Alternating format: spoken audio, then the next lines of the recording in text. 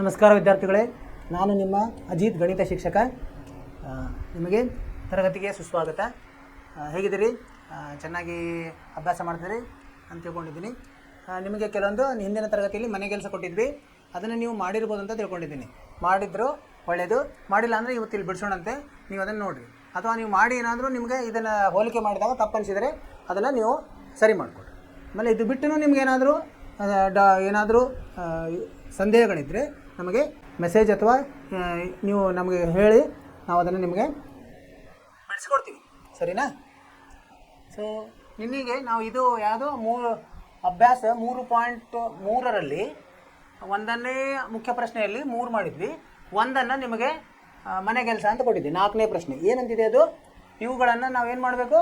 ರೇಖಾತ್ಮಕ ಸಮೀಕರಣಗಳ ಜೋಡಿಗಳನ್ನು ವರ್ಜಿಸುವ ವಿಧಾನದಿಂದ ಮತ್ತು ಆದೇಶ ವಿಧಾನದಿಂದ ಬಿಡಿಸಿ, 2 ವಿಧಾನದಿಂದ ಬಿಡಿಸ್ಲಿಕ್ಕೆ ಹೇಳಿದ್ದಾನೆ. ಸೊ ಈಗ 4ನೇದ್ದು ಮಾಡಲಿಕ್ಕೆ ಪ್ರಯತ್ನ ಮಾಡೋಣ.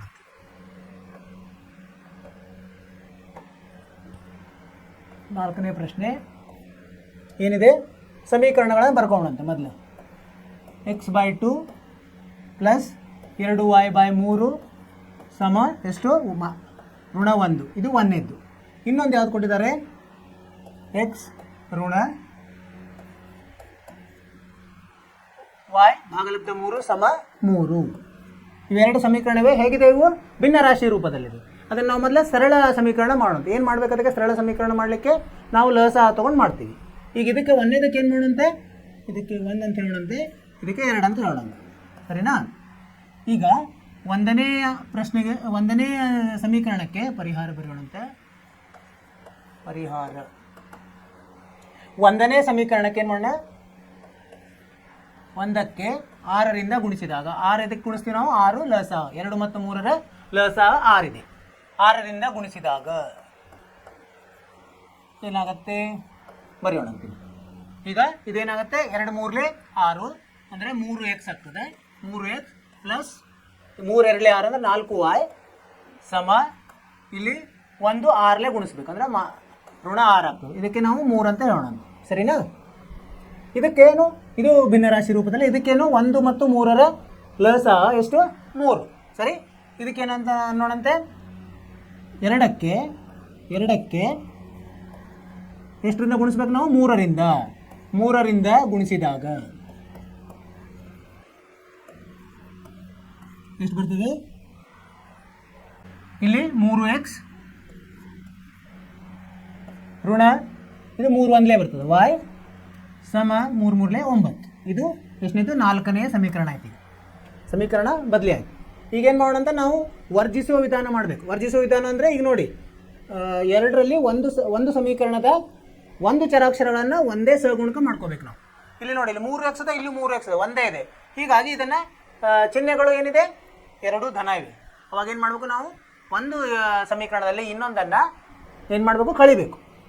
ಇಲ್ಲಿ ಕಳೆದಾಗ ಇಲ್ಲಿ ಋಣ ಇದನ್ನು ಬರ್ಕೊಂಡಂತೆ 3x ಋಣ y ಸಮ 9. ಈಗ ಋಣ ಮಾಡಿದಾಗ 2ನೇ ಸಮೀಕರಣದ್ದು ಎಲ್ಲ ಚಿಹ್ನೆಗಳು ಬದಲಿ ಆಗ್ತವೆ. ಇದು ಋಣ ಆಗ್ತದೆ, ಇದು ಧನ ಆಗ್ತದೆ, ಇದು ಋಣ ಆಗ್ತದೆ. ಈಗ ಕೂಡಿಸ್ಬಿಟ್ರೆ ಆಯ್ತು. ಇದು 3x ಏನಾಯ್ತು? ರದ್ದಾಯಿತು, ವರ್ಜಿಸಿತು. ಪರಿಹಾರ ನಾವು ವರ್ಜಿಸುವ ವಿಧಾನ ಮಾಡಲಿಕ್ಕೆ, ವರ್ಜಿಸುವ ವಿಧಾನದಿಂದ ಇದನ್ನು ಮಾಡಲಿಕ್ಕೆ. ಸರಿ. ಈಗ 4y ಇಲ್ಲಿ ಪ್ಲಸ್ y ಇದೆ ಅಂದರೆ ಏನಾಯ್ತು? 5y ಆಯ್ತು.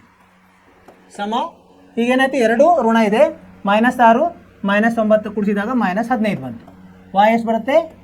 -15/5 ಅಂದರೆ -3 ಬಂತು. y ಬೆಲೆ ಸಿಕ್ತು ನಮಗೆ. ಎಷ್ಟು? ಋಣ 3. ಈ ಋಣ 3ಅನ್ನು ಏನು ಮಾಡ್ಬೇಕು ನಾವು? ಯಾವುದರಲ್ಲಿ? ಒಂದರಲ್ಲಿ ನಾವು ಇದರಲ್ಲೇ ಹಾಕೋಣ. y ಸಮ ಋಣ 3ಅನ್ನು ಏನು ಮಾಡೋಣಂತೆ? 4ರಲ್ಲಿ ಆದೇಶಿಸಿದಾಗ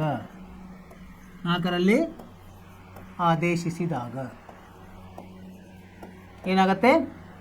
y ಇದ್ದಲ್ಲೇ ಈ ಬೆಲೆ ಹಾಕ್ಬೇಕು ನಾವು. 3x ಋಣ ಇದನ್ನು ಬ್ರ್ಯಾಕೆಟ್ನಲ್ಲಿ ಹಾಕೋಣ, ಯಾಕಂದರೆ ಚಿಹ್ನೆಗಳು ತುಂಬ ಮುಖ್ಯ. ನಾವಿಲ್ಲಿ ಬರೀ 3 ಅಂತ ಹಾಕಿಬಿಟ್ರೆ ಎಲ್ಲ ತಪ್ಪವುಗಳು. ಮೊದಲು ಕೌನ್ಸ್ನಲ್ಲಿ ಹಾಕಿ ಸಮ 9. ಯಾವಾಗ ಋಣ ಚಿಹ್ನೆ ಇದ್ದಾಗ ಸ್ವಲ್ಪ ಹುಷಾರಾಗಿರ್ಬೇಕು ನಾವು. ಇದನ್ನು ಬಿಡಿಸಿದಾಗ 3x ಪ್ಲಸ್ 3 ಸಮ 9. ಈ 3 ಈ ಕಡೆ ಬಂದರೆ ಏನಾಗ್ತದೆ? 3x ಸಮ 9 - 3 ಆಗುತ್ತೆ, 6 ಆಯಿತು. x ಎಷ್ಟಾಗುತ್ತೆ? 6/3 ಎಷ್ಟಾಯ್ತು? 2 ಬಂತು. ಸರಿ. y ಬೆಲೆ ಎಷ್ಟು ಬಂತು? ಉತ್ತರ y ಬೆಲೆ -3 ಬಂತು. x ಬೆಲೆ y ಬೆಲೆ -3 ಸರಿಯಾಗಿದೆ ಇದು. ಉತ್ತರವನ್ನು ಬರೆಯೋಣ ಅಂತೀವಿ. ಉತ್ತರ x ಸಮ 2 y ಸಮ -3 ಇದೇ ನಮ್ಮ ಉತ್ತರ. ಈ ಥರ ನಾವು ಬರೀಬೇಕು. ಏನು ಮಾಡಿದ್ವಿ ನಾವು ಇಲ್ಲಿ? ಇದು ನೀವು ಮಾಡಿದಿರಿ, ಇದೇ ಥರ ಉತ್ತರ ಬಂದಿದೆ ಅಂತ ತಿಳ್ಕೊಂಡಿದ್ದೀನಿ. ಏನು ಮಾಡಿದ್ವಿ ಇಲ್ಲಿ ನೋಡೋಣಂತೆ. ಮೊದಲು ಇವು 2 ಸಮೀಕರಣಗಳನ್ನು ಕೊಟ್ಟಿದ್ದಾರೆ. ಎರಡೂ ಸಮೀಕರಣಗಳು ಯಾವ ರೂಪದಲ್ಲಿವೆ? ಭಾಗಲಬ್ಧ ರೂಪದಲ್ಲಿದೆ. ಸೊ ಅವನ್ನು ನಾವು ಸರಳ ಸಮೀಕರಣ ಮಾಡೋಣಂತೆ. ಏನು ಮಾಡಬೇಕು? ಅದಕ್ಕೆ ಲಸಹ ತೊಗೊಂಡ್ರೆ ನಮಗೆ ಸರಳ ಸಮೀಕರಣ ಆಗ್ತದೆ. ಲಸಹ ಸಮೀಕರಣ ತೊಗೊಂಡು ಹೊಸ ಸಮೀಕರಣಗಳನ್ನು ಮಾಡಿದ್ವಿ. ಅದರ ಮೌಲ್ಯ ಒಂದೇ ಇರ್ತದೆ, ನೋಡ್ಲಿಕ್ಕೆ ಬೇರೆ ಬೇರೆ ಇರ್ತದೆ. ಅದನ್ನು ಮಾಡಿ ನಾವೀಗ ವರ್ಜಿಸುವ ವಿಧಾನ ಮಾಡೋದ್ರಿಂದ ವರ್ಜಿಸುವ ವಿಧಾನದಲ್ಲಿ 2 ಸಮೀಕರಣದಲ್ಲಿ ಒಂದು ಚರಾಕ್ಷರ ಸಹಗುಣಕ ಒಂದೇ ಇರಬೇಕು. ಈಗ ನೋಡಿ, ಎಕ್ಸ್ದ ಸಹಗುಣಕ 2ರಲ್ಲಿ 3 ಇದೆ. ಆಮೇಲೆ ಚಿಹ್ನೆಗಳು ಒಂದೇ ಇರೋದ್ರಿಂದ ನಾವು ಒಂದರಲ್ಲಿ ಒಂದನ್ನು ಕಳಿಬೇಕಾಗ್ತದೆ. ಅದನ್ನು ಮಾಡಿದ್ವಿ. ಅದನ್ನು ಮಾಡಿದಾಗ ಮೊದಲು ಏನು ಬಂತು? ಎಕ್ಸ್ ವರ್ಜಿಸಿ y ಬೆಲೆ ಬಂತು. y ಬೆಲೆ ಎಷ್ಟು ಬಂತು? ಮೈನಸ್ ಅಂದರೆ -3 ಬಂತು. ಈ ಬೆಲೆಯನ್ನು ನಾವು 4ರಲ್ಲಿ ಯಾವುದರಲ್ಲೇನೂ ನಾವು ಆದೇಶಿಸ್ಬೋದು. ನಾವೇನು ಮಾಡಿದ್ವಿ? 4ರಲ್ಲಿ ಆದೇಶಿಸಿದ್ವಿ. ಅವಾಗ ಏನು ಬಂತು? ಎಕ್ಸ್ ಬೆಲೆ ಬಂತು. ಎಕ್ಸ್ ಬೆಲೆ ಎಷ್ಟು ಬಂತು? 2. ಎಕ್ಸ್ ಬೆಲೆ 2, y ಬೆಲೆ -3 ಇದೇ ನಮ್ಮ ಪರಿಹಾರ. ಇದು ವರ್ಜಿಸುವ ವಿಧಾನದಿಂದ. ಅವರು ಆದೇಶ ವಿಧಾನದಿಂದನೂ ನೋಡ್ರಿ ಅಂತಾರೆ, ಅದನ್ನು ನೋಡೋಣಂತೆ. ಇದನ್ನೇ ಆದೇಶ ವಿಧಾನ ಹೇಗೆ ಬರ್ತದೆ ನೋಡೋಣ. ಆದೇಶ ವಿಧಾನದಿಂದ ಅವಾಗ ಏನು ಮಾಡ್ಬೇಕು? ನಾವು 2 ಸಮೀಕರಣ ಮೊದಲು ಬರ್ಕೊಂಬಿಡಂತೆ. x ಭಾಗಲಬ್ಧ 2 ಸಂಕಲನ 2 y ಭಾಗಲಬ್ಧ 3 ಸಮ ಎಷ್ಟು? -1. ಇದು ಒಂದನೇದ್ದು ಅಲ್ವಾ? ಎರಡನೇದ್ದು ಏನಿದೆ? x ಋಣ y ಭಾಗಲಬ್ಧ 3 ಸಮ 3. ಈಗ ಆದೇಶ ವಿಧಾನದಾಗ ಏನು ಮಾಡ್ಬೇಕು ನಾವು? 2 ಸಮೀಕರಣದಲ್ಲಿ ಯಾವುದೇ ಒಂದು ಸಮೀಕರಣದ ಒಂದು ಚರಾಕ್ಷರವನ್ನು ಇನ್ನೊಂದು ಚರಾಕ್ಷರದಲ್ಲಿ ಹೇಳಬೇಕು. ಇಲ್ಲೇನು ಮಾಡೋಣ? ಇದು 2ನೇ ಸಮೀಕರಣ ಇದೆಯಲ್ಲ, ಇದರಲ್ಲಿ x ಬೆಲೆಯನ್ನು y ಅಲ್ಲಿ ಹೇಳೋಣ. x ಏನಾಗುತ್ತೆ? ಈಗ 3 ಸಂಕಲನ y/3 ಆಗುತ್ತೆ. ಅಂದರೆ ಇದನ್ನು ಸರಳೀಕರಣ ಮಾಡಿದಾಗ ಏನಾಯ್ತು? ಈಗ 3 3 9 ಪ್ಲಸ್ y ಭಾಗಲಬ್ಧ 3 ಆಗುತ್ತೆ. ಸೊ ಇದು x ಬೆಲೆ ಸಮೀಕರಣದಲ್ಲಿ ಇದಕ್ಕೆ 3 ಅಂತ ಹೇಳೋಣ. ಸರಿ. ಈ ಮೂರನ್ನು x ಬೆಲೆಯನ್ನು 1ರಲ್ಲಿ ನಾವು ಆದೇಶಿಸೋಣ. ಏನು ಮಾಡೋಣ? ಮುಂದಿನ ಹಂತ 3ಅನ್ನು 1ರಲ್ಲಿ ಆದೇಶಿಸಿದಾಗ ಏನಾಗುತ್ತೆ? ಎಕ್ಸ್ ಇದ್ದಲ್ಲಿ ಇದನ್ನು ಹಾಕೋದು ನಾವು. ಎಕ್ಸ್ ಏನಿದೆ? 9 ಪ್ಲಸ್ y ಭಾಗಲಬ್ಧ 3 ಇದೆ. ಇದ್ರದ್ದು ಇನ್ನೊಂದು ಭಾಗಲಬ್ಧ ಇದೆ, ಅದನ್ನು ಇಲ್ಲಿ ಬರೀಬೇಕು 2, ಅದನ್ನು ಬಿಡೋಂಗಿಲ್ಲ. ಪ್ಲಸ್ 2y ಭಾಗಲಬ್ಧ 3 ಸಮ -1. ಇದನ್ನು ಹಿಂಗೆ ನಾನು ನೇರವಾಗಿ ಮಾಡ್ತಿದ್ದೀರಿ. ನೀವು ಇದನ್ನು ಸರಳ ಸಮೀಕರಣ ಮಾಡಿನೂ ಮಾಡ್ಬೋದು. ಹಾಗೆ ಮಾಡಿದರೆ ಇನ್ನು ನಮಗೆ ಸ್ವಲ್ಪ ದೊಡ್ಡದಾಗ್ತದೆ. ಬಟ್ ಆದರೆ ಏನಾಗ್ತದೆ? ನಮಗೆ ಯಾವುದೇ ಇದು ಇರೋಂಗಿಲ್ಲ, ಕನ್ಫ್ಯೂಷನ್ ಇರೋಂಗಿಲ್ಲ. ಹೀಗೂ ಮಾಡ್ಬೋದು. ಈಗೇನಾಯ್ತು? ಈಗ ಇವುಗಳನ್ನು ಸರಳೀಕರಣಗೊಳಿಸಲು ಲಸಹ ತಗೋಬೇಕು. ಏನು ಲಸಹ ಬರ್ತದೆ? ಇದು 6, ಇದು 3, 6 ಲಸಹ ಬರ್ತದೆ. ಸೊ ಇಲ್ಲಿ 9 ಪ್ಲಸ್ y ಹಾಗೆ ಉಳಿತದೆ. ಇಲ್ಲಿ 3 2 ಅಂದರೆ 2 2 4y ಆಗ್ತದೆ. ಈ 6 ಈ ಕಡೆ ಬರ್ತದೆ. 1 ಗುಂಡ್ಲೆ -1 ಗುಂಡ್ಲೆ 6 -6. ಇದನ್ನೇ ಬಿಡಿಸೋಣಂತೆ. ಏನು ಬಂತು ಈಗ? 5y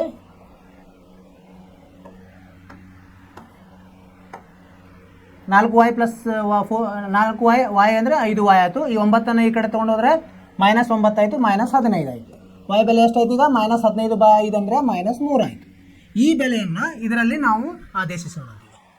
y ಸಮ -3ಅನ್ನು 3ರಲ್ಲಿ ಆದೇಶಿಸಿದಾಗ ಏನಾಗುತ್ತೆ ನೋಡಿ? x ಸಮ 9, ಈಗ ಪ್ಲಸ್ y ಇದೆ. ಸೊ ಇಲ್ಲಿ y ಬೆಲೆ -3 ಇದೆ, -3 ನೇರವಾಗಿ ಬರೋಣ. ಭಾಗಲಬ್ಧ 3, 9ರಲ್ಲಿ 3 ಹೋದ್ರೆ 6, 6/3, 3 2 6, 2 ಬಂತು. ಏನು ಉತ್ತರ ಬರಿಬೇಕು ನಾವೀಗ? ಉತ್ತರ x ಬೆಲೆ ಎಷ್ಟು? 2, y ಬೆಲೆ -3 ಅಂತ ಬರಿಬೇಕು. ಇದೇ ನಮ್ಮ ಉತ್ತರ. ಸರಿ. ಈಗ ಇದು ನಾವು ಸರಿ ಮಾಡಿದ್ದೀವಿಲ್ಲ ಅಂತ ಹೇಗೆ ನೋಡೋದು? ಇನ್ನೊಂದು ಪದ್ಧತಿಯಲ್ಲಿ ಮಾಡಿದ್ದೀವಲ್ಲ, ವರ್ಜಿಸು, ಅದನ್ನು ನೋಡೋಣ ಎಷ್ಟು ಬಂದಿದೆ ಅದರಲ್ಲಿ ನೋಡಿ. ಇದರಲ್ಲೇನು x ಬೆಲೆ 2 ಬಂದಿದೆ, y ಬೆಲೆ -3 ಬಂದಿದೆ. ನೀವು ಯಾವುದಾದ್ರೂ ಪದ್ಧತಿಯಲ್ಲೇ ಮಾಡೋದು. ನಿಮ್ಗೆ ಯಾವುದು ಸರಳ ಅನ್ನಿಸ್ತೋ ಅದರಲ್ಲೇ ಮಾಡ್ಬೋದು. ಪರೀಕ್ಷೆಯಲ್ಲಿ ಇದೇ ಮಾಡಿ ಅಂತ ಹೇಳಿದರೆ ಆ ಪದ್ಧತಿ ಮಾಡಬೇಕು. ನಿಮಗೆ ಬೇಕಾದ ಪದ್ಧತಿ ಮಾಡೋಣ ಅವ್ರು ಕೇಳಿದರೆ. ಇಲ್ಲ ಅಂದರೆ ನೀವು 3 ಪದ್ಧತಿಯಲ್ಲಿ ಯಾವುದಾದ್ರೂ ಒಂದು ಮಾಡ್ಬೋದು. ಸರಳವಾದ ಪದ್ಧತಿ ಅಂದರೆ ವರ್ಜಿಸುವ ಪದ್ಧತಿ ನನ್ನ ಪ್ರಕಾರ. ನೀವು ಅದನ್ನು ಮಾಡಿದರೆ ಸರಳ. ನಿಮ್ಮದು ಇದೇ ಉತ್ತರ ಬಂದಿದೆ ಅಂತ ತಿಳ್ಕೊಂಡಿದ್ದೀನಿ. ಈ ಇದರಿಂದ ಜ್ಞಾನದಿಂದ ನಾವು ಮುಂದಿನ ಪ್ರಶ್ನೆಗೆ ಹೋಗೋಣ. ಸೊ ಇದು 2ನೇ ಮುಖ್ಯ ಪ್ರಶ್ನೆಯಲ್ಲಿ ಏನು ಮಾಡಿದ್ವಿ ನಾವು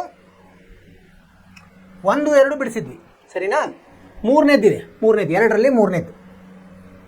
2ನೇ ಪ್ರಶ್ನೆಯಲ್ಲಿ 3ನೇ ಉಪಪ್ರಶ್ನೆ ಏನಂತ ಹೇಳ್ತಾರೆ ಓದೋಣ ಮೊದಲು. 2 ಅಂಕೆಯ ಒಂದು ಸಂಖ್ಯೆಯ ಅಂಕೆಗಳ ಮೊತ್ತ 9. 2 ಅಂಕೆಯ ಒಂದು ಸಂಖ್ಯೆ, 2 ಅಂಕೆ ಏನು ಅಂದರೆ 2 ಸ್ಥಾನ ಇದೆ ಅದಕ್ಕೆ, ಒಂದು ಬಿಡಿ ಸ್ಥಾನ, ಒಂದು 10ರ ಸ್ಥಾನ ಇದೆ. ಅಂಕೆಗಳ ಮೊತ್ತ 9. ಇದರಲ್ಲಿರುವ ಅಂಕೆಗಳ ಕ್ರಮವನ್ನು ಅದಲು ಬದಲು ಮಾಡಿದಾಗ ಏನಾಗ್ತದೆ? ಸಿಗುವ ಸಂಖ್ಯೆಯನ್ನು ಇಮ್ಮಡಿಗೊಳಿಸಿದರೆ, ಅದನ್ನು ಏನು ಸಂಖ್ಯೆ ಬಂದಿರ್ತದೆ ಅದನ್ನು ಇಮ್ಮಡಿಗೊಳಿಸಿದರೆ ಅದು ಮೊದಲನೆಯ ಸಂಖ್ಯೆಯ 9ರಷ್ಟಕ್ಕೆ ಸಮವಾಗುತ್ತದೆ. ಅದನ್ನು ಅದಲು ಬದಲು ಮಾಡಿದರೆ ಮೊದಲನೇ ಸಂಖ್ಯೆ ಏನಿರ್ತಲ್ಲ ಅದನ್ನು 9ರಷ್ಟು ಇರ್ತದೆ. ಆ ಸಂಖ್ಯೆಯನ್ನು ಕಂಡುಹಿಡಿಯಿರಿ. ನಮಗೆ ಏನು ಮಾಡಬೇಕೀಗ? ಮೊದಲು ಊಹಿಸಬೇಕು. ಊಹಿಸಿ ಹೆಂಗೆ ಮಾಡಬೇಕು? ಆ ಸಂಖ್ಯೆಯನ್ನು 2 ಅಂಕೆಯ ಸಂಖ್ಯೆ ಅಂತಾರೆ. ಅಂದರೆ ನಾವೇನು ಮಾಡೋಣ? ಎಕ್ಸ್ ಮತ್ತು ವಾಯ್ ಅಂತ ತೊಗೊಂಡು ಏನು ಮಾಡೋಣ ಅಂತ ಊಹೆ. ಏನು? 2 ಅಂಕೆಯ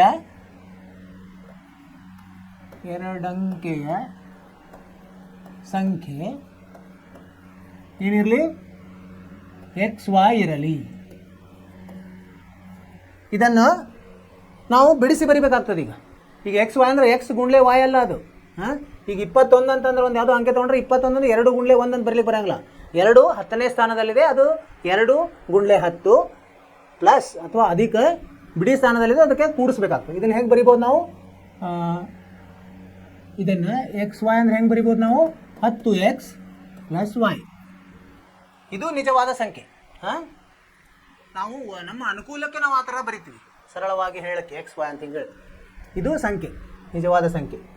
ಆಮೇಲೆ ಅವ್ರು ಏನು ಹೇಳಿದಾಗ ಒಂದು ಇದನ್ನು ಕೊಟ್ಟಿದ್ದಾರೆ ಅವರು, ಏನೋ ಸಂದರ್ಭ. 2 ಅಂಕೆ ಒಂದು ಸಂಖ್ಯೆ, ಅಂಕೆಗಳ ಮೊತ್ತ. ಇಲ್ಲಿ ಅಂಕೆಗಳು ಯಾವುವು? ಎಕ್ಸ್ ಮತ್ತು ವಾಯ್ ಇದೆ. ಅದು ಎಕ್ಸ್ ಮತ್ತು ವಾಯ್ ಇವುಗಳ ಮೊತ್ತ 9 ಇದೆ ಅಂತ ಕೊಟ್ಟಿದ್ದಾರೆ. ಇಲ್ಲಿ ಒಂದು ಸಮೀಕರಣ ಸಿಕ್ತು ನಮಗೆ, ಸರಿನಾ? ಇನ್ನೊಂದು ಏನು ಕೊಟ್ಟಿದ್ದಾರೆ ಸಂದರ್ಭ ಅವರು? ಅಂಕೆಗಳ ಕ್ರಮವನ್ನು ಅದಲು ಬದಲು ಮಾಡಿದಾಗ, ಅಂದರೆ ನೀವು ಎಕ್ಸ್ ವಾಯ್ ಅಂತ ಇರೋದು ವಾಯ್ ಎಕ್ಸ್ ಮಾಡಿದರೆ ಏನಾಯ್ತಿದು? 10y ಪ್ಲಸ್ ಎಕ್ಸ್ ಆಗುತ್ತೆ. ಈ ಅಂಕೆ ಅದಲು ಬದಲು ಮಾಡಿದ್ವಿ. ಅದು ಎಷ್ಟು ಪಟ್ಟಿದೆ ಅಂತ ಹೇಳ್ತಾರೆ ಅವರು? ಅದಲು ಬದಲುಗೊಳಿಸಿದರೆ ಅದು ಮೊದಲನೇ ಸಂಖ್ಯೆ 9ರಷ್ಟಕ್ಕೆ ಸಮವಾಗುತ್ತದೆ. ಈ ಸಂಖ್ಯೆ ಇದೇನಿದೆಯಲ್ಲ 10y ಪ್ಲಸ್ ಎಕ್ಸ್ ಸಮ ಇದರದ್ದು 9ರಷ್ಟು ಮೊದಲನೇ ಸಂಖ್ಯೆ ನಮ್ಮದು 10x plus 10x plus y ಇದೆ ಅಲ್ವಾ?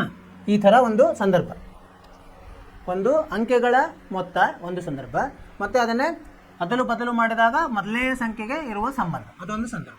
ಇದನ್ನೇ ನಾವು ಸರಳೀಕರಣ ಮಾಡೋಣ. ಹೆಂಗೆ ಬರ್ತದೆ ಇದು? 10y ಪ್ಲಸ್ ಎಕ್ಸ್ ಸಮ 9 ಮತ್ತು 10x ಅಂದರೆ ಎಷ್ಟು ಬಂತು? 9 ಗುಂಡ್ಲೆ 10 ಅಂದರೆ 90x ಪ್ಲಸ್ 9y ಆಯಿತು. ಸರಿ, ಈಗ ಏನು ಮಾಡೋದು ಮುಂದೆ?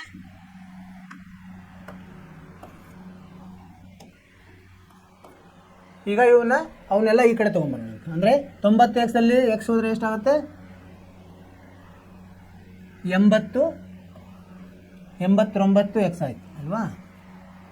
ಇಲ್ಲಿ ಈ ಕಡೆ ಬಂದರೆ ಋಣ y ಸಮ 0 ಆಗುತ್ತೆ. ಸರಿನಾ? 2 ಅಂಕೆ ಒಂದು ಸಂಖ್ಯೆ, ಇದರಲ್ಲಿ ಅಂಕೆಗಳ ಕ್ರಮವನ್ನು ಅದಲು ಬದಲು ಮಾಡಲು ಸಿಗುವ ಸಂಖ್ಯೆಯು ಇಮ್ಮಡಿಗೊಳಿಸಿದೆ. ಸೊ ಇಲ್ಲೊಂದು ನಾವು ತಪ್ಪಿದ್ವಿ. ಏನಂದರೆ ಇಮ್ಮಡಿಗೊಳಿಸಿದರೆ, ಇದನ್ನು ಇಮ್ಮಡಿಗೊಳಿಸ್ಬೇಕು. ಇದನ್ನು ಇಮ್ಮಡಿಗೊಳಿಸಿದರೆ ಅದು 9ರಷ್ಟು ಇರುತ್ತೆ. ಅಂದರೆ ಇಲ್ಲಿ ಏನಾಗುತ್ತೆ? ಓದ್ಬೇಕಾದ್ರೆ ನಾವು ಒಂದು ತಪ್ಪಲಾರ್ದಂಗೆ ಓದಬೇಕು, ಅಂದ್ರೆ ಸರಿಯಾಗಿ ಬರೋದು.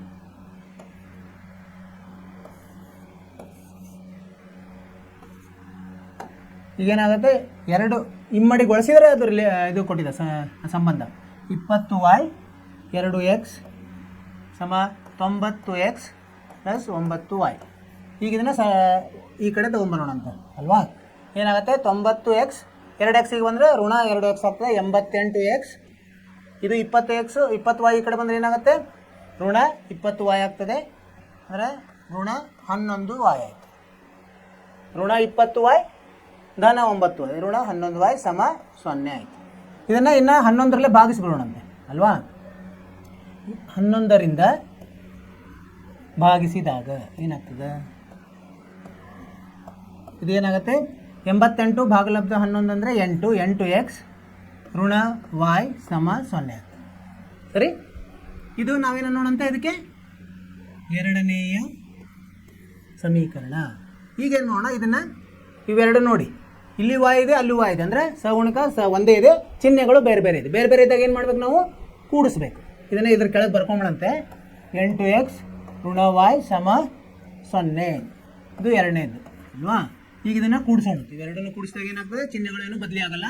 ಎಕ್ಸ್ ಮತ್ತು 8x ಕೂಡಿಸಿದಾಗ 9x, y ಹೋಯಿತು, ಏನು ಉಳಿತು 9 ಉಳಿತು. 9 + 0 9.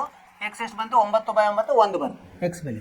ಈ ಎಕ್ಸ್ ಬೆಲೆಯನ್ನು ಇದರಲ್ಲಿ ನಾವು ಎರಡರಲ್ಲಿ ಎಕ್ಸ್ ಸಮ 1ಅನ್ನು ಏನು ಮಾಡೋಣ, ಎರಡರಲ್ಲಿ ಆದೇಶಿಸಿದಾಗ ಏನಾಗುತ್ತೆ, ಏನಾಗುತ್ತೆ, ಇದು 8 ಗುಣಲಬ್ಧ 1 ಋಣ y ಸಮ 0. ಈಗ 8 y ಈ ಕಡೆ ತೊಗೊಂಡ್ರೆ 8 ಸಮ y ಆಯ್ತು, ಅಂದರೆ ಎಕ್ಸ್ ಮತ್ತು y ಬೆಲೆ ಬಂತು ನಮಗೆ. ಈಗ ಆ ಸಂಖ್ಯೆ ಏನಾಗುತ್ತೆ ನೋಡುತ್ತೆ, ಎರಡಂಕೆ ಸಂಖ್ಯೆ ಉತ್ತರ ಏನು ಬರೆಯೋದು ನಾವೀಗ, ಉತ್ತರ ಎರಡಂಕೆಯ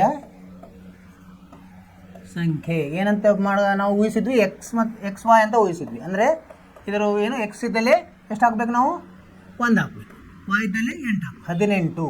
ಈ ಅಂಕೆ 18, ಇದು ಉತ್ತರ. ಇದನ್ನು ನಾವು ಒಂದು ತಾಳೆ ಹೆಂಗೆ ನೋಡೋದು, ಅವರ ಇದ್ರ ಪ್ರಕಾರ ನೋಡೋಣ. ಅವ್ರು ಏನು ಹೇಳಿದ್ದಾರೆ, 2 ಕೂಡಿಸಿದ್ರೆ 9 ಬರಬೇಕು ಅಂತ ಹೇಳಿದ್ದಾರೆ. ನೋಡಿ, ಒಂದು ಸಂಕಲನ 8 ಎಷ್ಟು ಬರ್ತದೆ, 9 ಬರ್ತದೆ. ಸರಿ, ಒಂದನೇ. ಎರಡನೇದು ಏನಂತಾರೆ, ಇದನ್ನು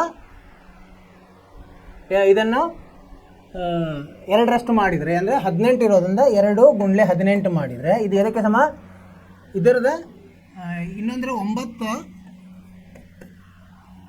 81ಕ್ಕೆ ಸಮ ಅಲ್ಲ, ತಪ್ಪು. ಏನಂತ ಹೇಳಿದಾರೆ ಅವರು, ಈಗ ಏನಂತ ಹೇಳಿದ್ದಾರೆ, ಎರಡನೇ ಸಂದರ್ಭ, ಇದರಲ್ಲಿ ಅಂಕೆಗಳನ್ನು ಅದಲು ಬದಲು ಮಾಡುವ ಸಂಖ್ಯೆಯನ್ನು ಇಮ್ಮಡಿಗೊಳಿಸಿದರೆ, ಇದನ್ನು ಮೊದಲು ಅದಲು ಬದಲು ಮಾಡಬೇಕು. ಅಂದರೆ 81 2 × 81 ಸಮ 9 × 18 ಆಗುತ್ತೆ ಅಂತ ಹೇಳಿದ. ಚೆಕ್ ಮಾಡಿ ನೋಡೋಣ ಎಷ್ಟು ಬರ್ತದೆ. 2 × 2 8, 2 × 16 ಬಂತು. ಇದು ಏನು ಬಂತು, 9 × 8 72, 7 9 × 9 7 16. ಎರಡೂ ಸಂದರ್ಭಗಳು ತಾಳೆ ಆದವು. ಹಾಗಂದರೆ ನಮ್ಮ ಉತ್ತರ ಸರಿಯಾಗಿದೆ. ಈ ಥರ ನಾವು ಮಾಡಬೇಕು. ಏನು ಮಾಡಿದ್ವಿ, ಮೊದಲು ನಾವು ಊಹಿಸಿದ್ವಿ ಎರಡಂಕೆಯ ಸಂಖ್ಯೆ ಏನಂತಿರಲಿ, ಎಕ್ಸ್ ವೈ ಇರಲಿ. ಅದನ್ನು ವಿಸ್ತಾರ ರೂಪದಲ್ಲಿ ಬರೆದಾಗ ಏನಾಗುತ್ತೆ, ವಿಸ್ತಾರ ರೂಪದಲ್ಲಿ ತಗೋಬೇಕು ಅದನ್ನು. ಎಕ್ಸ್ ವೈ ಅಂದರೆ ಎಕ್ಸ್ ಏನಿದೆ 10ರ ಸ್ಥಾನದಲ್ಲಿದೆ, ಅದನ್ನು ವೈ ಬಿಡಿ ಸ್ಥಾನದಲ್ಲಿ, 10x + y. ಹೇಗೆ ನಾವು ಈಗ 21 ಅಂದರೆ 10 × 2 + 1 ಅಂತ ಬರ್ತೀವಿ, ಆ ಥರ ಬರೆದ್ವಿ. ಆಮೇಲೆ ಅವರು ಇನ್ನೊಂದು ಹೇಳಿದ್ರೆ ಅದಲು ಬದಲು ಮಾಡಿದಾಗ, ಅಂದರೆ ಎಕ್ಸ್ ವೈ ಇರೋದು y x ಆಯಿತು. ಸೊ ಅದನ್ನು ನಾವು ವಿಸ್ತಾರ ರೂಪದಲ್ಲಿ ಬರೆದ್ರೆ ಏನಾಗ್ತದೆ, 10y + x ಆಗುತ್ತೆ. ಆಮೇಲೆ ಅವರು ಸಂದರ್ಭಗಳನ್ನು ಕೊಟ್ಟಿದ್ದಾರೆ, 2 ಅಂಕೆಗಳನ್ನು ಕೂಡಿಸಿದಾಗ 9 ಇದೆ ಅಂತ ಹೇಳಿದ್ದಾರೆ. ಅಂದರೆ 2 ಅಂಕೆಗಳು ಯಾವಿವೆ, ನಮ್ಮ ಎಕ್ಸ್ ಮತ್ತು y ಇದೆ ಅಲ್ವಾ. ಅವೆರಡು ಕೂಡಿಸಿದ್ರೆ ಅಂದರೆ x + y ಸಮ 9 ಆಯಿತು. ಆಮೇಲೆ ಇನ್ನೊಂದು ಸಂದರ್ಭದಲ್ಲಿ ಏನು ಹೇಳಿದ್ದಾರೆ ಅವರು, ಈ ಸಂಖ್ಯೆಯನ್ನು ಅದಲು ಬದಲು ಮಾಡಿ 2ರಷ್ಟು ಮಾಡಿದಾಗ ಅದು ಮೊದಲನೇ ಸಂಖ್ಯೆ 9ರಷ್ಟಿದೆ. ಸೊ ಇದನ್ನು ಮಾಡಿದ್ವಿ ನಾವು. 2 ಕಂಸದಲ್ಲಿ 10y + x ಅಂದರೆ ಅದಲು ಬದಲು ಮಾಡಿದ್ದು ಸಮ 9. ಇದು ಮೊದಲನೇ ಸಂಖ್ಯೆ 10x + y. ಇದನ್ನು ನಾವು ಸರಳೀಕರಣಗೊಳಿಸಿದಾಗ ನಮಗೆ ಇನ್ನೊಂದು ಸಮೀಕರಣ ಸಿಕ್ತು, ಸರಳ ಸಮೀಕರಣ. ಯಾವುದದು, 8x - y ಸಮ 0. ಇದನ್ನು ಮತ್ತು ಇದು ಎರಡನೇ ಸಮೀಕರಣ. ಒಂದನೇ ಸಮೀಕರಣ ಮತ್ತು ಎರಡನೇ ಸಮೀಕರಣ ಏನು ಮಾಡಿದ್ವಿ ನಾವು, ಎರಡನ್ನು ವರ್ಜಿಸುವ ವಿಧಾನದಿಂದ ಪರಿಹಾರ ಕಂಡುಹಿಡಿದು ನಮಗೆ x ಮತ್ತು y ಬೆಲೆ ಬಂತು. ನಾವು ಎರಡಂಕೆ ಸಂಖ್ಯೆ x y ಹಿಡಿದಿದ್ದರಿಂದ x ದಲ್ಲಿ 1, y ದಲ್ಲಿ 8 ಹಾಕಿದಾಗ ನಮ್ಮ ಸಂಖ್ಯೆ 18 ಆಯಿತು. ಅರ್ಥವಾಯಿತು ವಿದ್ಯಾರ್ಥಿಗಳೇ? ಈ ಥರ ಮಾಡಬೇಕು ಇಂಥ ಪ್ರಶ್ನೆಗಳನ್ನು. ನಿಮಗೆ ಅರ್ಥ ಆಯ್ತು ಅಂತ ತಿಳ್ಕೊಂಡಿದ್ದೀನಿ. ಇದರಿಂದ ಮುಂದ್ಗಡೆ ಹೋಗೋಣಂತೆ. ಮುಂದಿನ ಪ್ರಶ್ನೆ ಯಾವುದು, 4ನೇ ಪ್ರಶ್ನೆ ಏನಂತಿದೆ, ರೂ 2000ವನ್ನು ಹಿಂಪಡೆಯಲು ಮೀನಾ ಬ್ಯಾಂಕಿಗೆ ಹೋದಳು. ಮೀನಾ ಅಂತ ಒಬ್ಬರು ಹೆಣ್ಮಗಳು 2000 ರೂಪಾಯಿ ತೊಗೊಳಿಕ್ಕೆ ಬ್ಯಾಂಕ್, ನೀವು ಹೋಗಿರ್ಬೋದು ಬ್ಯಾಂಕಿಗೆ, ಏನೋ ನಿಮ್ಗೆ ಇಷ್ಟು ದುಡ್ಡು ಬೇಕಾಗಿರುತ್ತೆ. ಈಗೆಲ್ಲ ATM ಆಗಿದೆ, ಅದು ಮಾತು ಬೇರೆ. ATM ಕಾರ್ಡ್ ಇಲ್ಲ ಅಂದರೆ ಏನು ಮಾಡ್ಬೇಕು, ನಾವು ಬ್ಯಾಂಕಿಗೆ ಹೋಗೇ ತೊಗೋಬೇಕು ಅಲ್ಲ. ಹಾಗೆ ಅವಳ ಹತ್ರನೂ ಬಾ ಮಾಡಿ ಇದು ಇರಲಿಕ್ಕಿಲ್ಲ ATM ಕಾರ್ಡು, ಅದಕ್ಕೆ ಅವಳು ಬ್ಯಾಂಕಿಗೆ ಹೋಗೋಣ. ಅವ್ರಿಗೆ ಏನು ಬೇಕಾಗಿದೆ, ಈಗ ನೀವು ಎ ಟಿ ಎಮ್ಗೆ ಹೋದರೆ ಅದು ತನಗೆ ಬೇಕಾಗಿದ್ದು ದುಡ್ಡು ಇದರಲ್ಲಿ ಕೊಡ್ತದೆ, ನೋಟ್ಗಳಲ್ಲಿ ಕೊಡ್ತದೆ. ಈಗ ಇವ್ರಿಗೇನೋ ಒಂದು ಬೇರೆ ಬೇಕಾಗಿದೆ, ಏನಂದರೆ 50 ರು ಮತ್ತು 100 ರು ಮಾತ್ರ ನೋಟ್ ಬೇಕಾಗಿದೆ. ಅದ್ರ ಸಲುವಾಗಿ ಅವ್ರು ಬ್ಯಾಂಕಿಗೆ ಹೋಗಿದೆ. ಅವ್ರು ಏನು ಹೇಳ್ತಾರೆ, ಅಲ್ಲಿ ಗುಮಾಸ್ತಿಗೆ ಏನು ಹೇಳ್ತಾರೆ, ದುಡ್ಡು ಕೊಡ್ತಾರಲ್ಲ ಅವ್ರಿಗೆ ಏನು ಹೇಳ್ತಾರೆ, ನನಗೆ 50 ರು ಮತ್ತು 100 ರು ಮಾತ್ರ ನೋಟುಗಳು ಬೇಕು ಅಂತ ಹೇಳ್ತಾರೆ. ಅವಾಗ ಅವರು ಕೊಡ್ತಾರೆ. ಮೀನಾಗಿ ಎಷ್ಟು ಕೊಡ್ತಾರೆ ಅವರು, ಎಲ್ಲ ಸೇರಿ 25 ನೋಟ್ ಕೊಟ್ಟರು. 25 ನೋಟು ಅದ್ರಾಗ 50 ರು ಎಷ್ಟು 100 ರು ಎಷ್ಟು ಗೊತ್ತಿಲ್ಲ ನಮಗೆ. ಸೊ ಅದನ್ನು ನಾವು ಕಂಡುಹಿಡಿಬೇಕೀಗ. 50 ಮತ್ತು 100 ಎಷ್ಟೆಷ್ಟು ನೋಟುಗಳನ್ನು ಅವಳು ಪಡೆದಳು ಎಂಬುದನ್ನು ಕಂಡುಹಿಡಿಯಿರಿ. ಈಗ ಸಂದರ್ಭ ಇದೆ, ನಾವು ಕಂಡುಹಿಡಿಬೋದು. ಹೆಂಗೆ ನೋಡೋಣ. ಪ್ರಶ್ನೆದಿದ್ದು 4ನೇ ಪ್ರಶ್ನೆ. 3ರಲ್ಲಿ 4ನೇದಲ್ಲ, 2ರಲ್ಲಿ 4ನೇ ಪ್ರಶ್ನೆ. 2000 ನಾವೇನು 50 ಮತ್ತು 100 ನೋಟನ್ನು ಅದಕ್ಕೆ ಒಂದು ಚರಾಕ್ಷರ ಕೊಡಬೇಕಲ್ಲ, ಎಕ್ಸ್ ಮತ್ತು ವಾಯ್ ತೊಗೊಂಡು ಏನಂತ ಬರೆಯೋಣಂತೆ, ರು 50 ನೋಟು ಎಷ್ಟಿರಲಿ, ಎಷ್ಟಿದ್ದಾವೆ ಅಂತ, ನೋಟುಗಳು ಎಕ್ಸ್ ಇರಲಿ.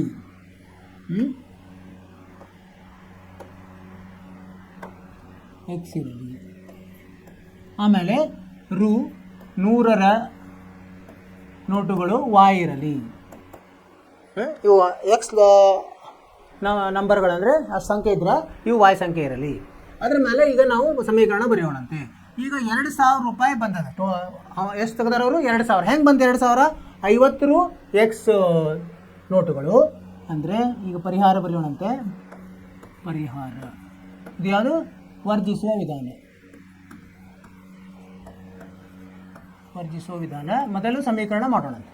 50 ರು ಎಷ್ಟಿದ್ದಾವೆ, ಎಕ್ಸ್ ಇದೆ. 50 ಗುಂಡ್ಲೆ ಎಕ್ಸು ಸಂಕಲನ. 100 ರು ಎಷ್ಟಿದೆ, ವಾಯ್ ಇದೆ. ಇದ್ರದ್ದು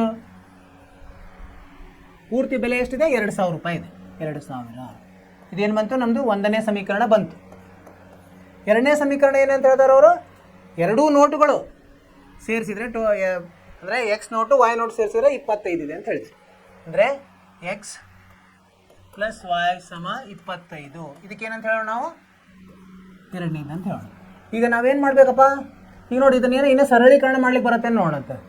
ಏನು, ಇದನ್ನು 1ಅನ್ನು 50ರಿಂದ ಭಾಗಿಸಿದಾಗ ಏನಾಗುತ್ತೆ, 50x ಭಾಗಲಬ್ಧ 50 ಮಾಡಿದರೆ ಎಕ್ಸ್ ಉಳಿತದೆ, 50 ಹೋಗ್ಬಿಡ್ತದೆ. ಪ್ಲಸ್ 100 ಭಾಗಲಬ್ಧ 50 2 ವಾಯ್ ಆಗುತ್ತೆ. ಇದು 2000ದಲ್ಲಿ 50 ಭಾಗಿಸಿದ್ರೆ 40 ಉಳಿತದೆ. ಇದಕ್ಕೆ ನಾವೇನು ನೋಡಂತೆ, 3. ಸರಿನಾ? ಈಗ ನೋಡಿ ಇಲ್ಲೇನಿದೆ, ನಾವು ವರ್ಜಿಸುವ ವಿಧಾನದಲ್ಲಿ ಮಾಡಬೇಕಂದ್ರೆ ಏನು ಮಾಡಬೇಕು, ಸಹಗುಣಕಗಳನ್ನು ನೋಡಬೇಕು. ಇದರಲ್ಲಿ ಎಕ್ಸ್ ಸಹಗುಣಕ ಒಂದೇ ಇದೆ. ನಾವು ಒಂದೇ ಚಿಹ್ನೆ ಇರೋದ್ರಿಂದ ಏನು ಮಾಡಬೇಕು, ನಾವು 1ರಲ್ಲಿ 1ಅನ್ನು ಕಳಿಬೇಕಾಗ್ತದೆ. 3ರಲ್ಲಿ 2ಅನ್ನು ಕಳಿಯೋಣ ಅಂತಂದರೆ 3. ಇದು ಇಲ್ಲಿ ಋಣ ಚಿಹ್ನೆ ಹಾಕಿನಿ. ಎಕ್ಸ್ ಪ್ಲಸ್ ವಾಯ್ ಸಮ 25. ಇದು ಎಷ್ಟನೇದಿದು, 2ನೇಯ ಸಮೀಕರಣ. ಈಗ ನೀವು ಕಳಿತಾ ಇದ್ದೀರಂದರೆ 2ನೇ ಸಮೀಕರಣದ ಎಲ್ಲ ಸಹಗುಣಕಗಳ ಚಿಹ್ನೆ ಬದಲಿ ಆಗ್ತದೆ. ಇದು ಋಣ ಆಗ್ತದೆ, ಇದು ಋಣ ಆಗ್ತದೆ, ಇದು ಋಣ ಆಗ್ತದೆ. ಈಗ ಏನಾಯ್ತು, ಇಲ್ಲಿ ಎಕ್ಸ್ ರದ್ದಾಯ್ತು. 2 ವಾಯದಲ್ಲಿ ಒಂದು ಋಣ ವಾಯ್ ಸೇರಿಸಿದ್ರೆ ಏನಾಗುತ್ತೆ, ಒಂದು ಧನ ವಾಯ್ ಉಳಿತದೆ. ಸಮ 40ರಲ್ಲಿ ಋಣ 25 ಸೇರಿಸಿದ್ರೆ ಏನಾಗ್ತದೆ, 15 ಉಳಿತದೆ. ವಾಯ್ ಬೆಲೆ ಬಂದ್ಬಿಡ್ತು ನಮಗೀಗ, ಮತ್ತು ಮುಂದೆ ಏನು ಮಾಡೋ ಕಾರಣ ಇಲ್ಲ. ಈ ವಾಯ್ ಬೆಲೆಯನ್ನು ಇದರಲ್ಲಿ ನಾವು ಏನು ಮಾಡೋಣಂತೆ, ಆದೇಶಿಸೋಣ. ವಾಯ್ ಸಮ 15ಅನ್ನು 2ರಲ್ಲಿ ಆದೇಶಿಸಿದಾಗ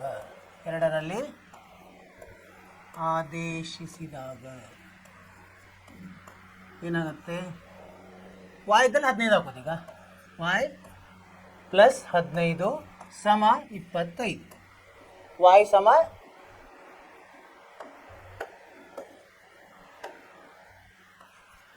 25.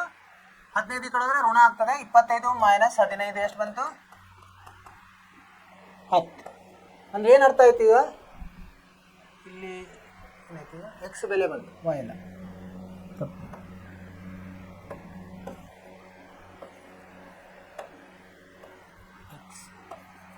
ಎಕ್ಸ್ ಬೆಲೆ 10 ಬಂತು. ಅಂದರೆ ಎಕ್ಸ್ ಅಂದರೆ ಏನು ತೊಗೊಂಡು ನಾವು, 50ರ ನೋಟುಗಳು. ಉತ್ತರ ಬರೆಯೋಣಂತೀಗ.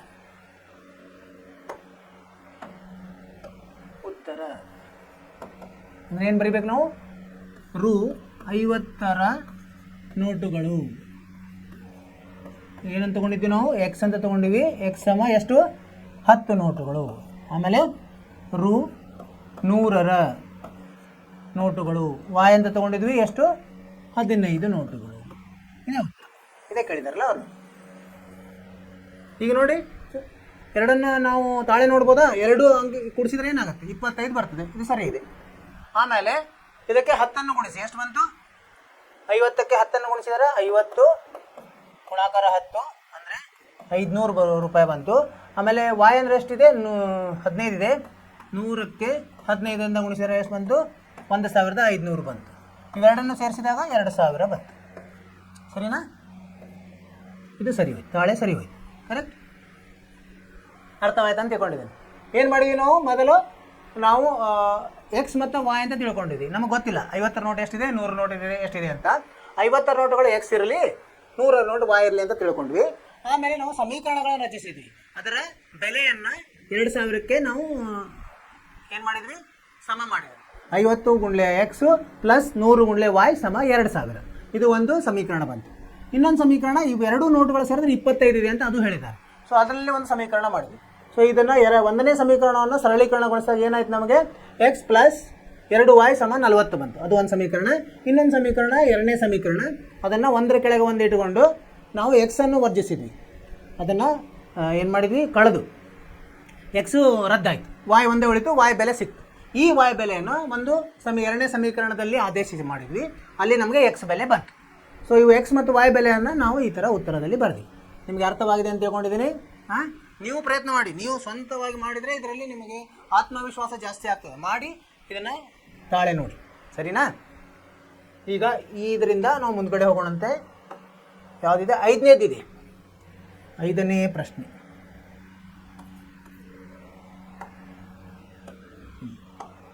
5ನೇ ಪ್ರಶ್ನೆ ಓದೋಣಂತೆ.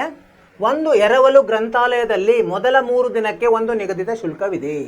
ನೀವು ಇದಕ್ಕೆ ಲೈಬ್ರರಿ ಗ್ರಂಥಾಲಯಕ್ಕೆ ಹೋಗಿರ್ತೀರಿ, ಅಲ್ಲೇ ನೀವು ಒಂದು ಕಾರ್ಡ್ ಮಾಡಿಸಿರ್ತೀರಲ್ಲ, ಅದೇ ಥರ ಈಗ ಏನಂತಂದರೆ, ನೀವು ಮೊದಲ 3 ದಿನ ತೊಗೊಂಡೋದ್ರೆ ಇದು ನೀವು ಒಂದೇ ದಿವಸ ತೋರಿ, 2 ದಿವಸ ತೋರಿ, 3ನೇ ದಿವಸ ತೋರಿ.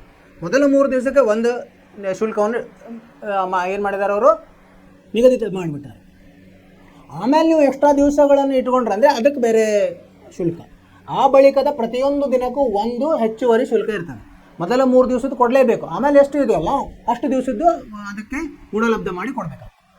ಪುಸ್ತಕವನ್ನು 7 ದಿನ ತನ್ನಲ್ಲಿ ಇರಿಸಿಕೊಂಡದ್ದಕ್ಕಾಗಿ ಸರಿತಾ 27 ಪಾವತಿಸಿದರೆ, ಅಂದರೆ 27 ರೂಪಾಯಿ ಕೊಟ್ಟಲವಳು. 7 ದಿವಸ ಇಟ್ಕೊಂಡಿದ್ವಿ. ಪುಸ್ತಕವನ್ನು 5 ದಿನ ಇರಿಸಿಕೊಂಡಿದ್ದಕ್ಕಾಗಿ ಸೂಸಿ 21 ರೂಪಾಯಿ ಪಾವತಿಸಿದಳು. ನಿಗದಿತ ಶುಲ್ಕ ಮತ್ತು ಪ್ರತಿಯೊಂದು ಹೆಚ್ಚುವರಿ ದಿನದ ಶುಲ್ಕವನ್ನು ಕಂಡುಹಿಡಿಯಿರಿ. ಸೊ ನಾವೇನು ಮಾಡಬೇಕು? ಇದಕ್ಕೆ ಒಂದು ಚರಾಕ್ಷರ ಕೊಡೋಣ. ಏನು? 5ನೇದಕ್ಕೆ ನಿಗದಿತ ಶುಲ್ಕಕ್ಕೆ ಏನು ಮಾಡೋಣಂತೆ? ಎಕ್ಸ್ ಅಂತ ಕೊಡೋಣಂತೆ. ನಿಗದಿತ ಶುಲ್ಕ ಏನಿರಲಿ? ಎಕ್ಸ್ ಇರಲಿ. ಆಮೇಲೆ ಪ್ರತಿಯೊಂದು ಹೆಚ್ಚುವರಿ ದಿನಕ್ಕೆ, ಪ್ರತಿಯೊಂದು ಹೆಚ್ಚುವರಿ ದಿನದ ಶುಲ್ಕ ಏನಂತ ತಿಳ್ಕೊಂಬಂತೆ? ವಾಯ್ ಅಂತ ತಿಳ್ಕೊಂಡು, ವಾಯ್ ಇರಲಿ. ಈಗ ಪರಿಹಾರ. ಯಾವ ವಿಧಾನ? ವರ್ಜಿಸುವ ವಿಧಾನ. ವರ್ಜಿಸುವ ವಿಧಾನ.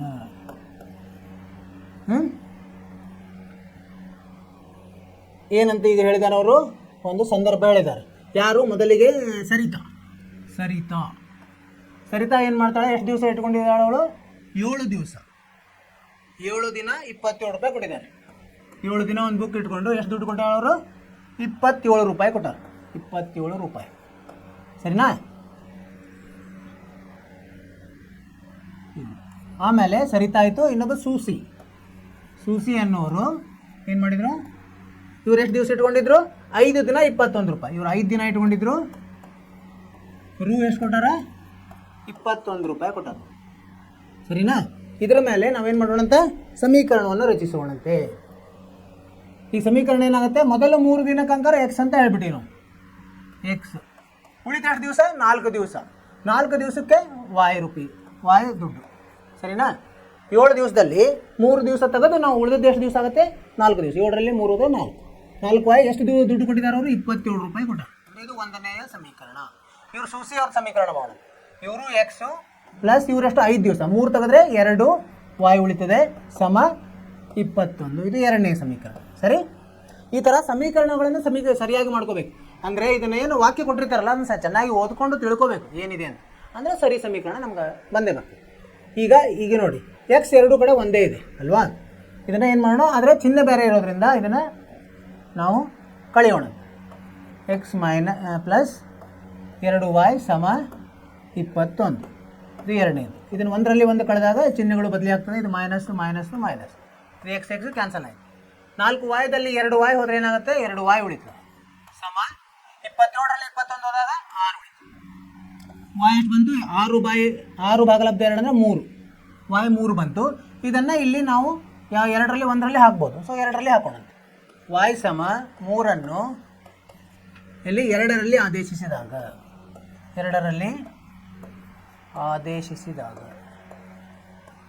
ಏನಾಗ್ತದೆ,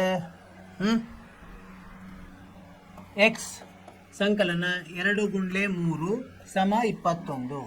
ಎಕ್ಸ್ ಸಮ 21. ಇದು 2 3 6, 21ರಲ್ಲಿ 6 ಹೋದ್ರೆ 15 ರೂಪಾಯಿ. ಇದು 3 ರೂಪಾಯಿ. ಕರೆಕ್ಟ್. ಈಗ ಅದನ್ನೇ ಕಂಡುಹಿಡಿಯಲಿಕ್ಕೆ ಹೇಳಿದ್ದಾರೆ. ನಾವು ಉತ್ತರವನ್ನು ಬರಿಬೋದು. ಈಗ ಉತ್ತರ ಏನು, ನಿಗದಿತ ಶುಲ್ಕ.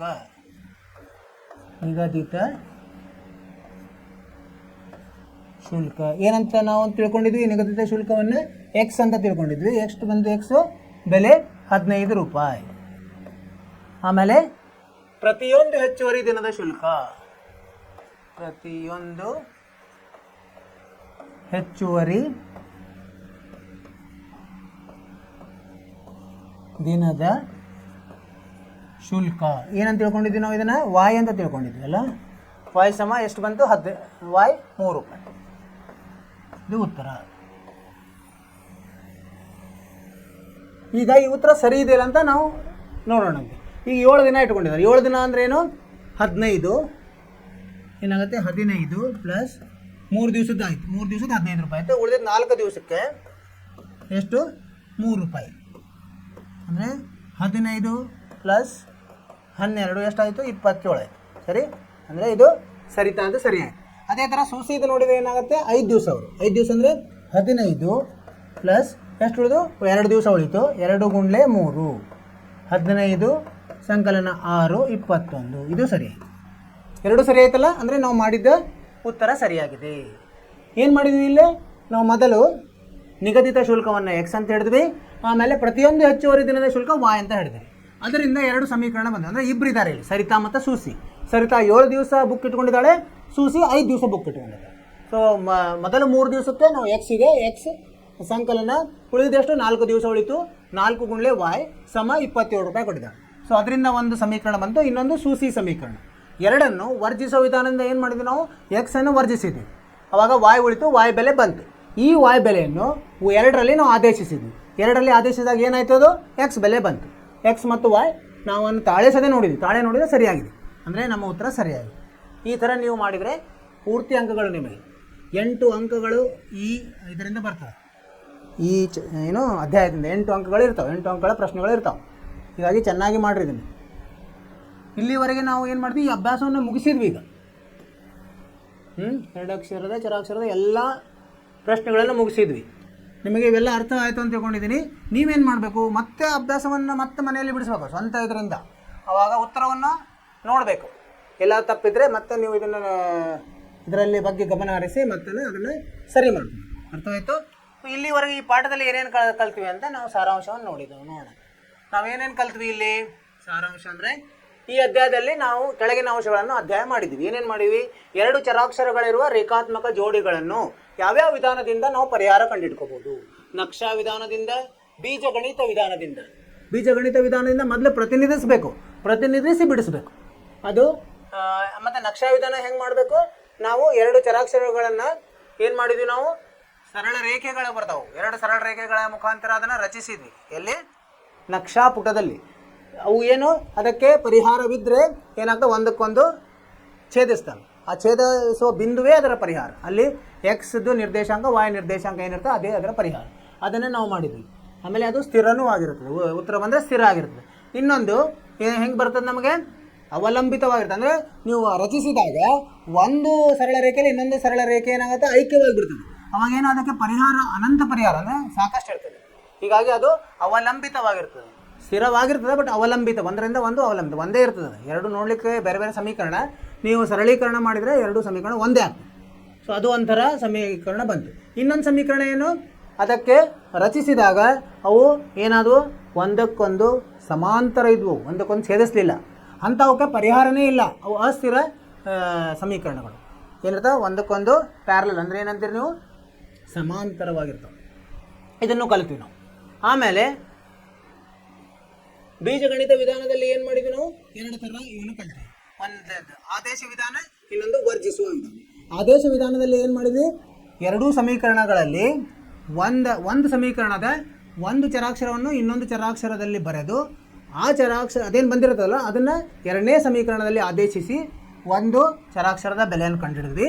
ಆ ಬೆಲೆಯನ್ನು ಉಪಯೋಗಿಸಿ ಇನ್ನೊಂದು ಮೂಲ ಯಾವುದೇ ಒಂದು ಸಮೀಕರಣದಲ್ಲಿ ಅದನ್ನು ಆದೇಶಿಸಿದಾಗ ನಮಗೆ ಇನ್ನೊಂದು ಚರಾಕ್ಷರದ ಬೆಲೆ ಬಂತು.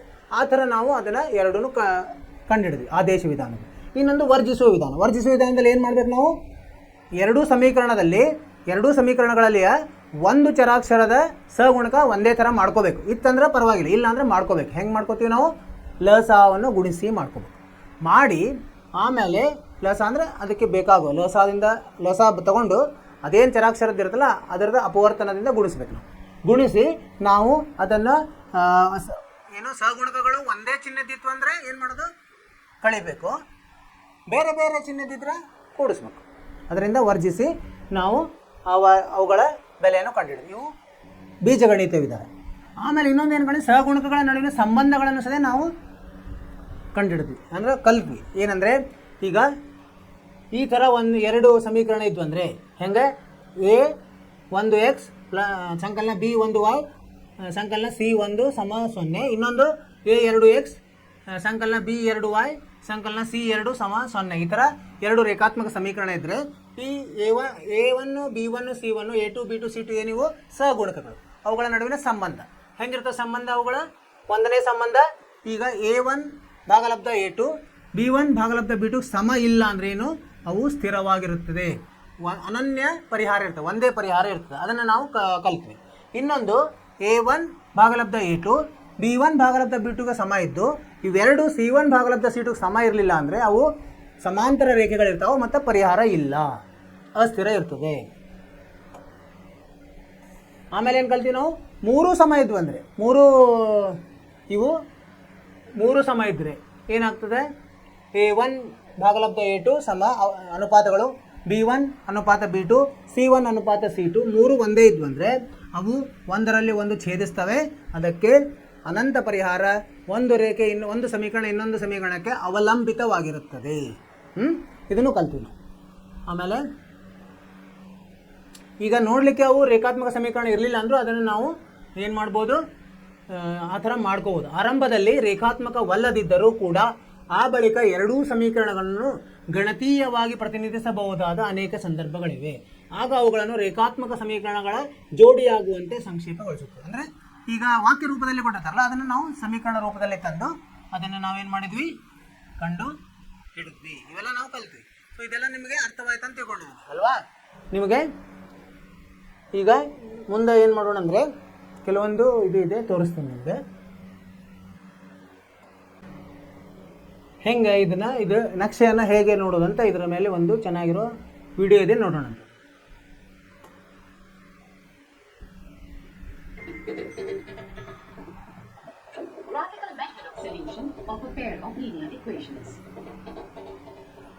ನಕ್ಷಾ ರೂಪದಲ್ಲಿ ಏನು ಮಾಡೋದು, ಎರಡು ಎಕ್ಸ್ ಮತ್ತು ವಾಯ್ ರೇಖೆಗಳನ್ನು ಮಾಡಿ ಒಂದರನ್ನು ಛೇದಿಸಿದೆ. ಇಂಟರ್ಸೆಕ್ಟ್ ಅಂದರೆ ಛೇದಿಸಿದರೆ ಏನಾಗ್ತದೆ, ಒಂದು ಈಗ ಮಾಡಿದ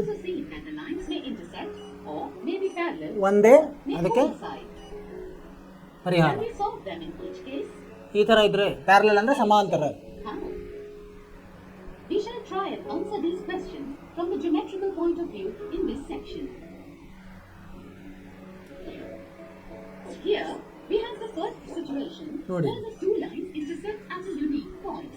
ಇಲ್ಲಿ This unique point is common to both the lines. Hence, this point is the solution for the pair. ಇದೇ ಅದರ ಪರಿಹಾರ. ಎಲ್ಲಿ ಛೇದಿಸಿದಲ್ಲ ಅದೇ ಪರಿಹಾರ. The pair of equations in this case has a unique solution. ಒಂದನೇ ಸಂದರ್ಭ, ಇದು ಎರಡನೇ ಸಂದರ್ಭ. Second situation, we have coincident pair of lines. ಒಂದರಲ್ಲಿ ಒಂದು ಛೇದಿಸಿದಾವೆ ಇಲ್ಲಿ ನೋಡಿ, ಎರಡು ಸಮೀಕರಣ. Points on these lines. ಹೀಗಾಗಿ ಇವು ಪರಿಹಾರ ಅನಂತ ಪರಿಹಾರ. Observe that every point on the lines is a common point for both the lines. So each point on the lines is a solution for the pair of equations. So the pair of equations ಯಾವುದು ಇದೆಯಲ್ಲ ಎಲ್ಲಾನು, has many solutions. ಎಲ್ಲ ಬಿಂದುಗಳು ಅದು ಪರಿಹಾರನೇ. ಮೂರನೇ ಸಂದರ್ಭ. In the third situation, we have a pair of parallel lines. ಈಗ ನೋಡಿ, ಇವು ಸಮಾಂತರ ರೇಖೆಗಳು. Since the lines do not intersect at all, this means that the lines have no common points. ಹೀಗಾಗಿ ಇದಕ್ಕೆ ಪರಿಹಾರವಿಲ್ಲ. Pair of linear equations, ಸರಿ, there is no solution. ಪರಿಹಾರ ಇಲ್ಲಿ ಇವಕ್ಕೆ ಸಮಾಂತರ ರೇಖೆಗಳು.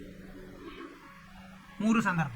A pair of linear equations which has no solution is called an inconsistent pair of linear equations. ಏನಂತಾರೆ ಅದಕ್ಕೆ? A pair ಅಸ್ಥಿರ. of linear equations in two variables which has a solution. ಇದಕ್ಕೆ solution ಇಲ್ಲ, ಇದಕ್ಕೆ ಏನಂತೀವಿ ನಾವು? ಅಸ್ಥಿರ. Equations.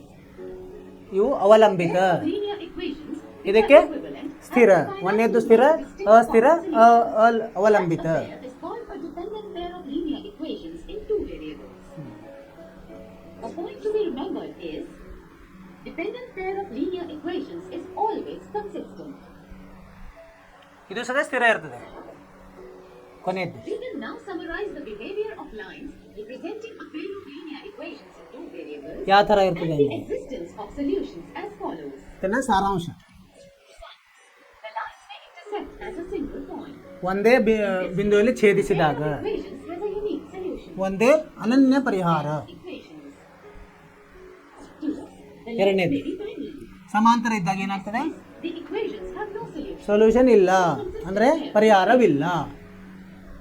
3. The lines may be coincident. ಒಂದರಲ್ಲಿ ಒಂದು ಐಕ್ಯವಾದಾಗ Equations have infinitely many solutions. ಅನಂತ ಪರಿಹಾರ. Consistent pair of equations. ಎಲ್ಲ ಅದರ ಮೇಲಿರೋ ಎಲ್ಲ ಬಿಂದುಗಳು ಅದೇ ಪರಿಹಾರ ಇದ್ದಂಗೆನೆ. Let us now write down ಈಗ ಅನುಪಾತ. the values of A1 upon A2.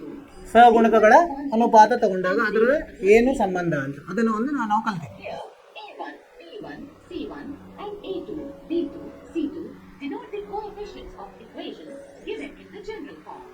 ಇಲ್ಲಿ ನೋಡಿ, ಇಲ್ಲಿ ಕೋಷ್ಟಕವನ್ನು ಮಾಡಿದ್ವಿ. ಇವು ಎರಡು B1y plus ಸಮೀಕರಣಗಳು, is equal to ರೇಖಾತ್ಮಕ ಸಮೀಕರಣಗಳು. A2x plus B2y plus C2 ಈಗ A1 ಅನುಪಾತ A2 ಸಮವಿಲ್ಲ B1 ಅನುಪಾತ B2 ಇದ್ರೆ ಏನಾಗುತ್ತೆ? not equal to B1 ಇವು ಒಂದೇ ಬಿಂದುವಿನಲ್ಲಿ ಛೇದಿಸುತ್ತವೆ, ಅಂದ್ರೆ ಒಂದು ಸೊಲ್ಯೂಷನ್. ಈ ತರ ನೀವು ಮಾಡಿಕೊಂಡು ಬುಕ್ದಲ್ಲಿ ಇದರಲ್ಲಿದೆ, ನಿಮ್ಮ ಪಠ್ಯದಲ್ಲಿದೆ, ಅದನ್ನ ನೀವು ನೆನಪಿಡ್ಲಿಕ್ಕೆ ತುಂಬಾ ಅನುಕೂಲ ಆಗ್ತದೆ. when A1 upon A2 is equal to B1 upon B2 is equal to ಮೂರು ಸಮವಿದ್ದಾಗ then graphical representation ಏನಾಗ್ತದೆ? ಐಕ್ಯವಾಗ್ತಾವಲ್ಲ, pair of points. ರೇಖೆಗಳು ಐಕ್ಯವಾಗ್ತಾವ. Such a pair of equations ಅವಕ್ಕೆ has ಅನಂತ infinite ಪರಿಹಾರ. solutions. And when A1 upon A2 is equal to B1 upon B2 is not equal to C1 upon ಈಗ A1 ಅನುಪಾತ A2 ಸಮ B1 ಅನುಪಾತ B2 ಇದ್ದು C1 ಅನುಪಾತ C2ಗೆ ಸಮ ಇಲ್ಲ ಅಂದ್ರೆ ಏನಾಗ್ತದೆ? ಅವು ಸಮಾಂತರ ರೇಖೆಗಳಿರ್ತವೆ ಮತ್ತೆ ಅದಕ್ಕೆ ಪರಿಹಾರವಿಲ್ಲ. Let us now consider an example to ಈ ಒಂದು ಉದಾಹರಣೆ ಇದೆ, ಉದಾಹರಣೆ ನೋಡಿ. graphically whether the pair of equations ನಕ್ಷಾ ರೂಪದಲ್ಲಿ ನಾವು ಅದನ್ನ ನೋಡ್ರಿ ಅಂತ ಹೇಳಿದ್ದಾರೆ. is equal to 6 and 2x minus 3y is equal to 12 ಏನಂತ ಹೇಳಿದ್ದಾರೆ ಅವರು? If so, ಸ್ಥಿರವಾಗಿದೆಯೋ ಇಲ್ಲ ನೋಡ್ರಿ ಅಂತ ಹೇಳಿದ್ದಾರೆ ನಕ್ಷಾ ರೂಪದಲ್ಲಿ. ಅಂದ್ರೆ ನಕ್ಷೆಯನ್ನು ಬಿಡಿಸ್ಬೇಕು ನಾವು. let us draw the graphs of the equations 1 and 2 ಈಗ ಎರಡಕ್ಕೂ ಏನು ಮಾಡಬೇಕು? ನಾವು ಕೋಷ್ಟಕ ಹಾಕೋಬೇಕು, ಎಕ್ಸ್ ಬೆಲೆಗೆ y ಎಷ್ಟಿದೆ ಅಂತ. of ಈ each ತರ of the equations which are given in table. ಇದನ್ನ ನಕ್ಷೆಯಲ್ಲಿ ಅಡ್ಡವನ್ನು ಎಕ್ಸ್, ಲಂಬ y. A 0,2, B ಈಗೇನಾಯ್ತು ಇದು? 6,0, B 0,-4 and Q ಒಂದರಲ್ಲಿ -2 ಛೇದಿಸಿದು ಅಂದ್ರೆ ಇದು ಸ್ಥಿರ ಇದೆ ಅಂತ ಹೇಳಬಹುದು. form the lines AB and PQ. We observe that there ಪರಿಹಾರ ಇದೆ, ಇದಕ್ಕೆ ಪರಿಹಾರ ಇದೆ. 6,0 ಇದು ಪರಿಹಾರ ಇದೆ. both the lines AB and PQ. So the solution of the pair of linear equations is x is equal to 6 and y is equal to 0. ಪರಿಹಾರ ಇದೆ ಅಂತ ನಾವು ಇದಕ್ಕೆ ನಿರ್ಧಾರ ಮಾಡಬಹುದು. Equations is consistent as the equations have a unique solution. ಒಂದೇ ಪರಿಹಾರ ಇದೆ, ಇದನ್ನು ನಾವು ತೀರ್ಮಾನಿಸಬಹುದು. ಈ ಥರ ನಿಮಗೆ ನೀವು ಲೆಕ್ಕಗಳನ್ನು ಮಾಡಿರಿ.